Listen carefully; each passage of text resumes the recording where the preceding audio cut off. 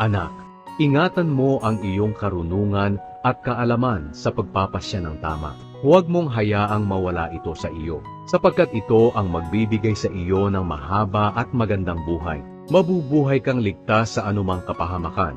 Makakatulog ka ng mahimbing at walang kinatatakutan. Hindi ka dapat matakot kung biglang dumating ang mga pangyayaring nakakatakot o kung lilipulin na ang masasama. Dahil makakaasa ka, nababantayan ka ng Panginoon at ilalayo sa kapahamakan. Hanggat makakaya mo, tulungan mo ang mga dapat tulungan. Huwag mo nang ipagpabukas pa kung kaya mo naman silang tulungan ngayon.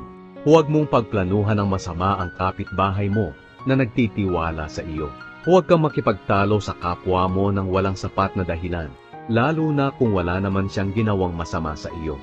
Huwag kang mainggit sa taong malupit o gayahin ang kanyang mga ginagawa, sapagkat nasusuklam ang